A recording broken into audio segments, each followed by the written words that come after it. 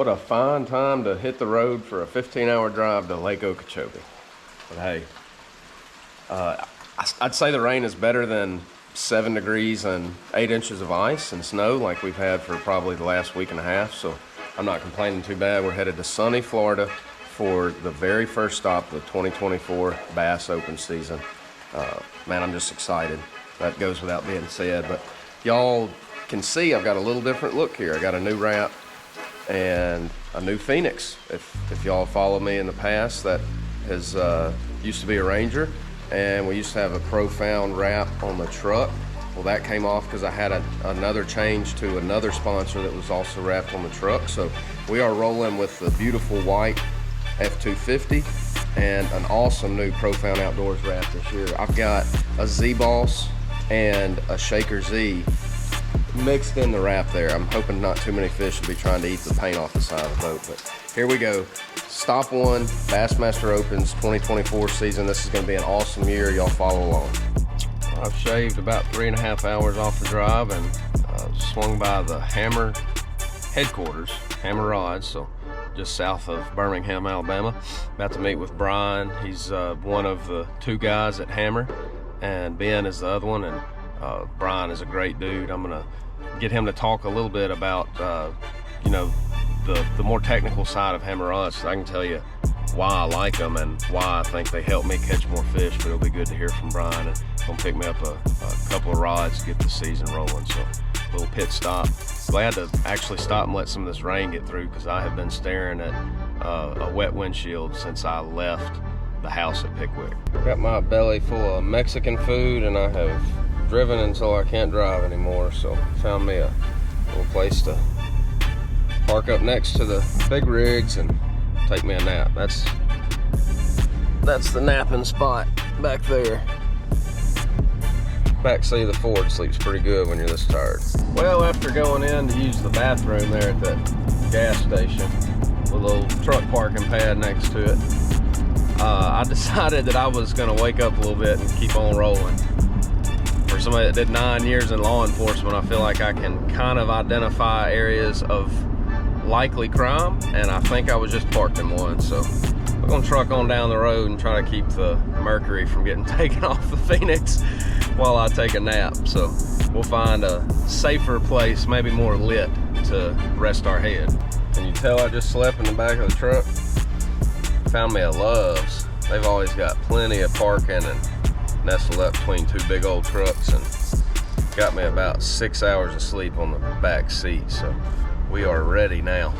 Hit the road. Well, we're well into Florida, kind of Orlando area. Got about 2.5 hours left. I made a swing by Bass Pro and spent too much on tackle, but less than I normally do, so that's a good thing. And then kept seeing Steak and Shake, and that definitely caught my eye.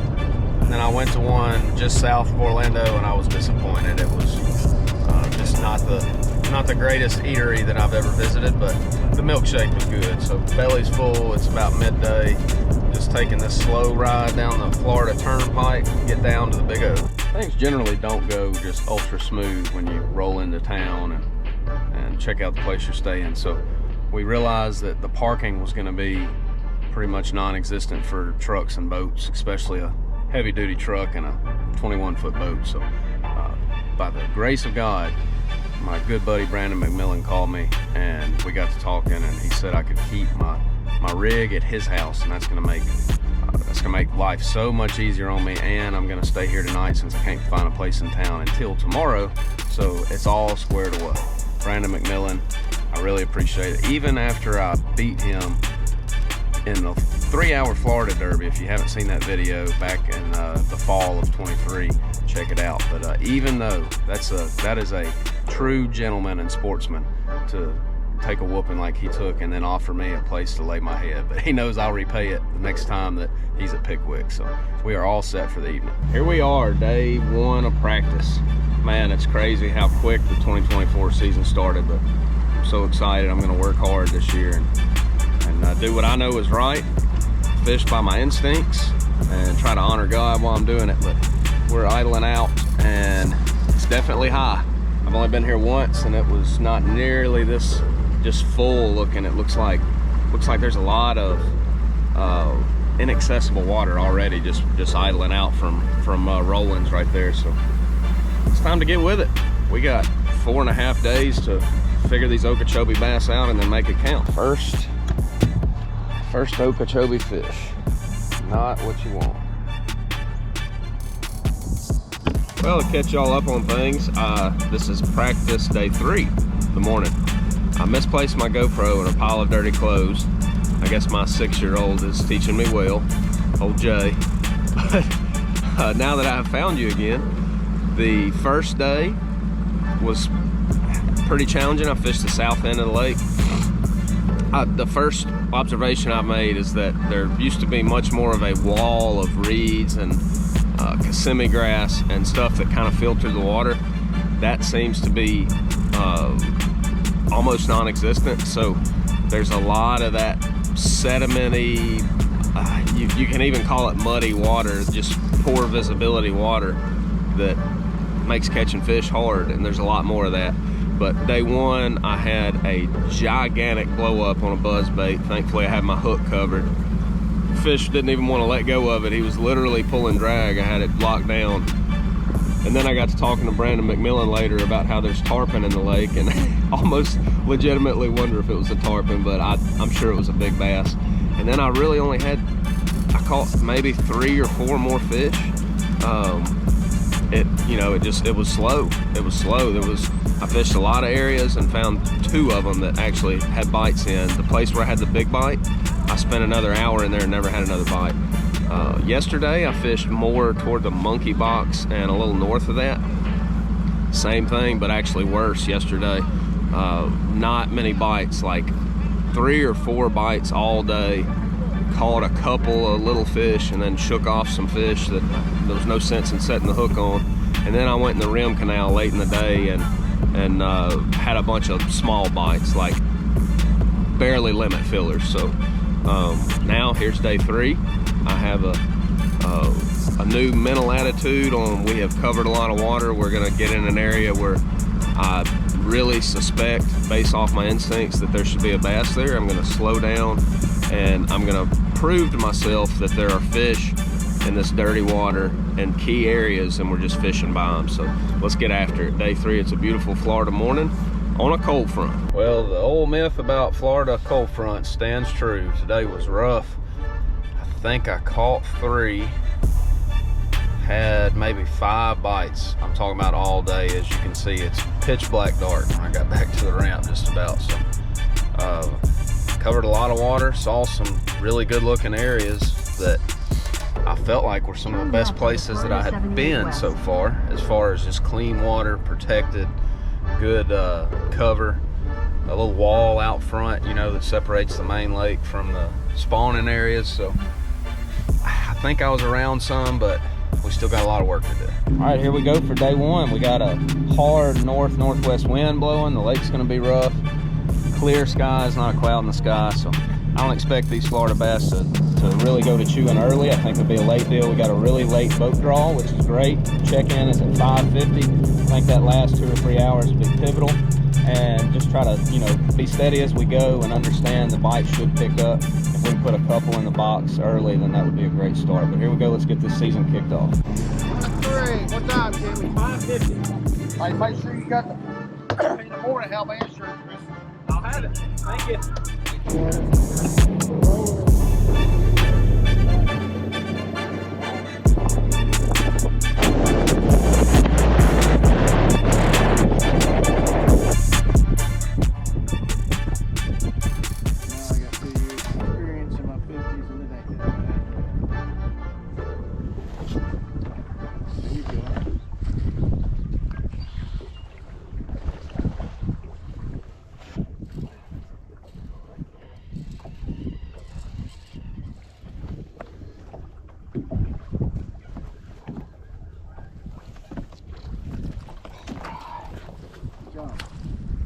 All it took was this.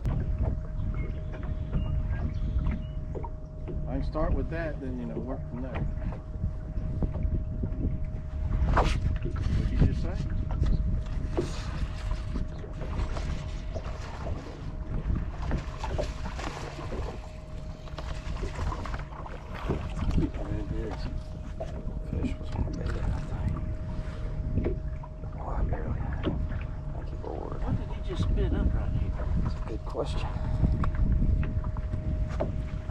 shad or something. Bait fish? Yeah. Okay. Oh, my hands are For this place, you know, for fish. Yeah. Especially in water that's kind of chalky. But seriously, last night, yeah, we didn't. There we go.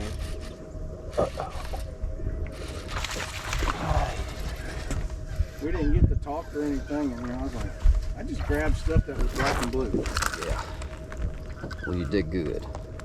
You grabbed the right thing. Oh, that's the only bag I got, and you're welcome to. Just a little. I'll put a buzz bait on them.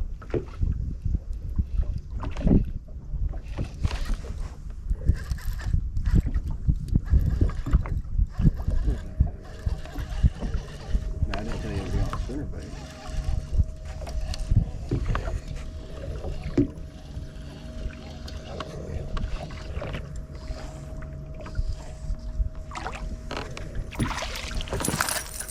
It's number 4. It ain't big, but it's number 4. It's tiny. But it's number 4.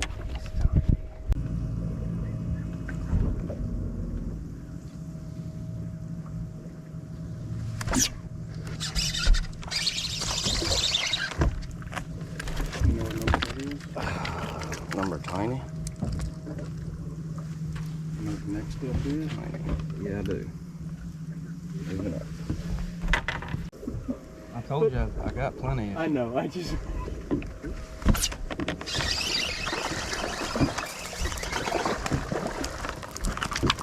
got it, Cole.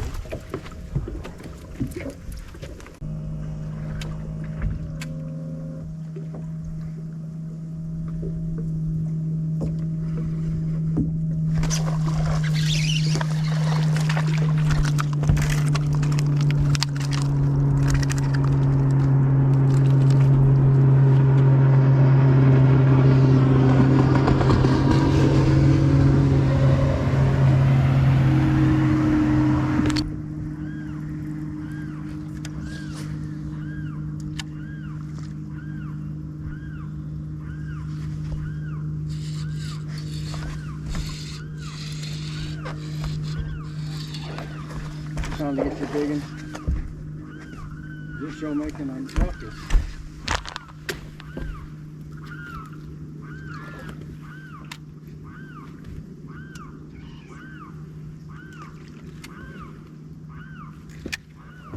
Oh, flip that bitch.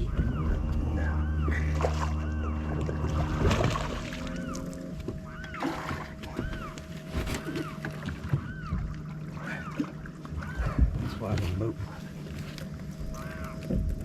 Back good. That helps.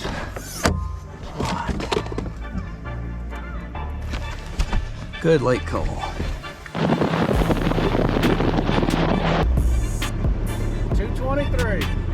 We knew that. Thanks, Jim. Thank y'all. Next to last. How about that? There you go. Last one again. Hey, Jimmy, how's it going, man? Good. How are you, buddy? All right. We were wondering if you got stuck in the lot.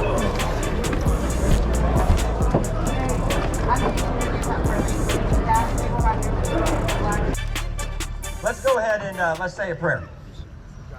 Father God, I just thank you so much for this day. I thank you for this time that we get together, God, and just go out and be in your creation.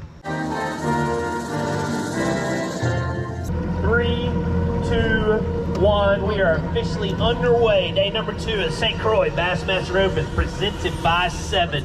Good luck to everybody today. Moving day. Oh, well, fun, man.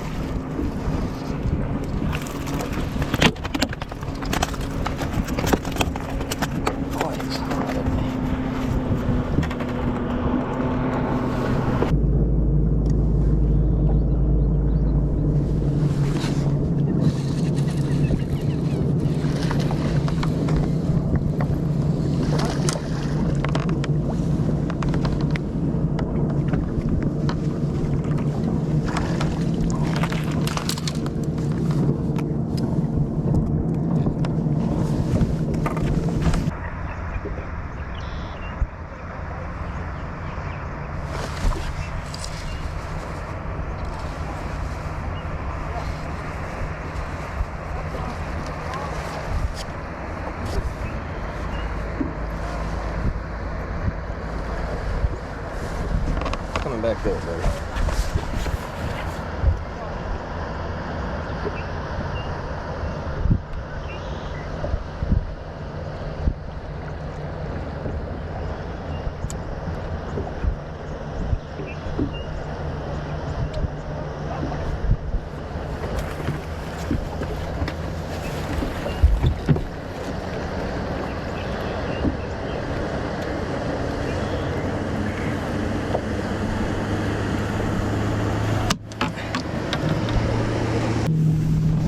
Decent fish.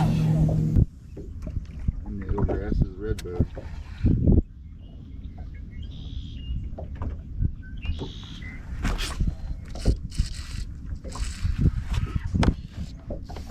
Man, these fish fight.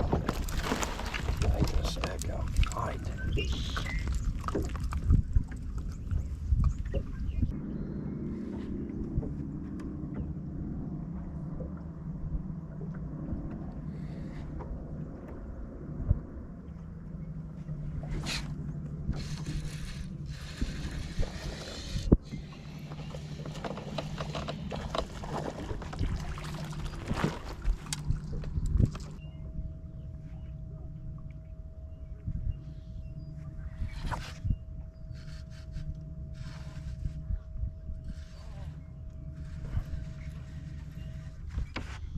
Put me on the Carolina rig. I got a catfish. I got a catfish. That's disappointing.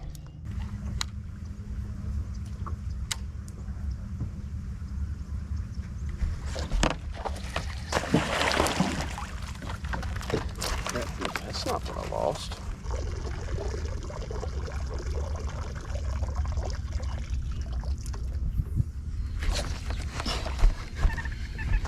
Caught me peeing. It broke me off. Man, you're not burning up in that sweatshirt? Not yet. Guess you're used to the heat. Yeah. I'm used to the cold. I don't know, I get both of them in Tennessee. That's her.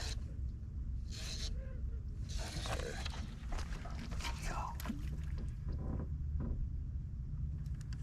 Why did that just happen? What you got?